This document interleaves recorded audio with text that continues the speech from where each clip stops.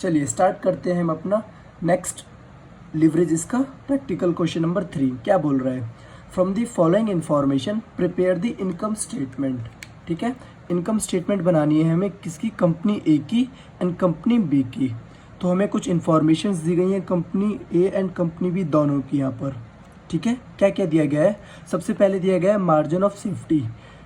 यही अभी तक का इम्पोर्टेंट क्वेश्चन भी है और इस क्वेश्चन का जो मेन पार्ट है वो भी यही है। इसी की वजह से पूरा क्वेश्चन सॉल्व हो भी सकता है। अगर किसी को नहीं पता हो इसके बारे में तो वो क्वेश्चन सॉल्व नहीं होगा। तो कंसेप्ट क्या है इसको अभी देखते हैं 2 मिनट के अंदर। ठीक है, पहले आगे क्वेश्चन रीड कर लेते हैं।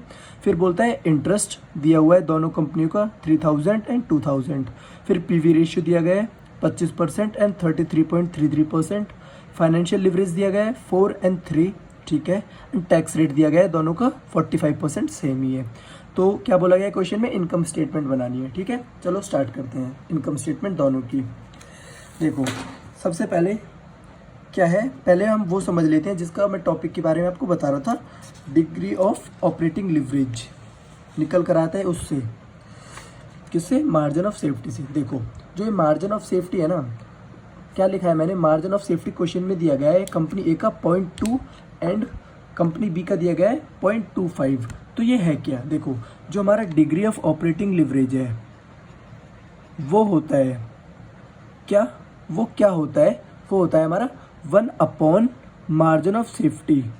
मतलब सर आप ऐसा बोल सकते हो 1 मार्जिन ऑफ सेफ्टी क्या होता है? Degree of operating leverage. या फिर ऐसा बोल सकते हो डिग्री ऑफ ऑपरेटिंग लिवरेज मतलब इनवर्स ऑफ ऑपरेटिंग लिवरेज क्या होता है? Margin of safety. ठीक है, जो इसका पूरी डेरिवेशन है ना, उस वीडियो की लिंक मैं इसकी डिस्क्रिप्शन में डाल दूंगा। अगर आपको इसका कंसेप्ट अच्छे से नहीं पता तो आप उसकी पूरी वीडियो जाके देख सकते हो, आपको अच्छे से पता लग जाएगा इस जो ये वाला मैंने बॉक्स बनाया है इसका पूरे का कंसेप्ट क्या है। ठीक है, मैं इसकी डेरिवेशन उसमें डाल दूंगा, फिर आपको ज़्यादा सोचने की ज़रूरत भी नहीं है। जस्ट एक बार उस वीडियो को देख लेना, 5 से 6 मिनट की अच्छी सी वीडियो होगी। ठीक है, चलिए एक बार यहाँ पे मैं आपको नॉर्मल बता देता हूँ बस आपके अंडरस्टैंडिंग के लिए। जो डिग्री ऑफ ऑपरेटिंग लिवरेज होता है वो क्या होता है? 1 मार्जिन ऑफ सेफ्टी। तो हमें क्वेश्चन में क्या गिवन था? 1 अपॉन 0.02। ठीक है, 0.02 नहीं 0.20। ठीक है, तो यहाँ से क्या आ जाएगा हमारे पास? 5 टाइम्स क्या? कंपनी ए का degree of operating leverage same as 0.25 कर देंगे हम यहाँ पर। तो यहाँ पर क्या आ जाएगा? कंपनी बी का degree of operating leverage 4 times. ठीक है, ठीक है, यहाँ तक निकालने के बाद हमारे पास दोनों का क्या आ जाता है? Operating leverage. ठीक है, ऑपरेटिंग लिवरेज आने के बाद क्वेश्चन में और क्या गिवन था? क्वेश्चन में गिवन था हमें फाइनेंशियल लिवरेज। तो फाइनेंशियल लिवरेज से हम और आगे क्या निकाल सकते हैं? देखो आप सभी को पता है डिग्री ऑफ फाइनेंशियल लिवरेज क्या होता है? EBIT upon EBT। और EBIT को हम कैसे लिख सकते हैं? EBIT माइनस इंटरेस्ट, इस तरीके से भी लिख सकते हैं। अब हमें पता है इंटरेस्ट हमें क्वेश्चन में गिवन है, डिग्री ऑफ फाइनेंशियल लिवरेज हमें क्वेश्चन में गिवन है। तो यहाँ से हमारे पास क्या निकल कर आ जाएगा? EBIT निकल कर आ जाएगा। तो कंपनी ए का निकाला हमने सबसे पहले। कंपनी ए का DFL हमें गिवन था 4, EBIT हमने निकालना है। तो यहाँ से इंटरेस्ट गिवन था 3000, तो उसकी वैल्यू पुट कर दी। तो यहाँ से हमारे पास जो EBIT निकल कर आएगा, EBIT निकल कर कितना आएगा? 4000। ठीक है, EBIT यहाँ पर निकल कर आएगा 4000। ऐसे ही हमने सेम करा है कंपनी बी के लिए। कंपनी बी के लिए देखो जो कंपनी बी के लिए EBIT आएगा कितना आएगा? ऐसे ही same to same company B के लिए EBIT 3000 निकल कर आएगा। आप इस कैलकुलेशन को कर सकते हो, सेम कंपनी ए की तरह ही है। ठीक है, अब हमारे पास डिग्री ऑफ ऑपरेटिंग लिवरेज भी था। डिग्री ऑफ ऑपरेटिंग लिवरेज देखो अभी तक हमने क्या क्या निकाला है? हमने डिग्री ऑफ ऑपरेटिंग लिवरेज निकाल लिया। कितना आ रहा था? 5 टाइम्स एंड 4 टाइम्स। ठीक है, इसको हम इनकम स्टेटमेंट में डायरेक्टली पुट नहीं कर सकते हैं, लेकिन हमने DFL से क्या निकाल लिया? DFL से हमने EBIT निकाल लिया कंपनी ए का और कंपनी बी का 4000 एंड 3000। इसको पुट कर देते हैं पहले। ठीक है, EBIT कितना निकाल लिया हमने? 4000 एंड कंपनी बी का 3000। ठीक है, इसके बाद इंटरेस्ट हमें क्वेश्चन में ही गिवन है कितना? 3000 एंड 2000। इसके बाद EBT हम निकाल लेंगे 4 - 3 करके 1000 और 1000 दोनों का ही आ जाएगा इस प्रकार से। ठीक है, EBT इसके बाद टैक्स रेट हमें क्वेश्चन में गिवन था कितना 45% के हिसाब से, ये 450 ये 450, ठीक है। अब अर्निंग आफ्टर टैक्स आ जाएगा, माइनस करने के बाद टैक्स को दोनों का सेम ही आ रहा है, ठीक है। लेकिन हमसे पूरी स्टेटमेंट बनाने के लिए बोला गया है, तो अब हम इससे पहले ही वाला देखेंगे। ये वाली चीज़ें अभी तक हमने निकाली नहीं है, वर्किंग नोट के साथ निकालेंगे, ठीक है। अब देखो हमें पता है जो हमारा डिग्री ऑफ ऑपरेटिंग लिवरेज होता है वो क्या होता है, कंट्रीब्यूशन अपॉन EBIT। ये हमारे पास है, हमने फर्स्ट सबसे पहले यही निकाला था। जो EBIT है वो हमने निकाल लिया है, अभी इससे पहले वही निकाला था। तो यहाँ से हमारा क्या निकल कर आ जाएगा, कंट्रीब्यूशन, ठीक है। सबसे पहले निकालते हैं कंपनी ए का कंट्रीब्यूशन क्या आएगा। देखो DOL हमारे पास गिवन है, जैसे अभी बताया मैंने पास आपको।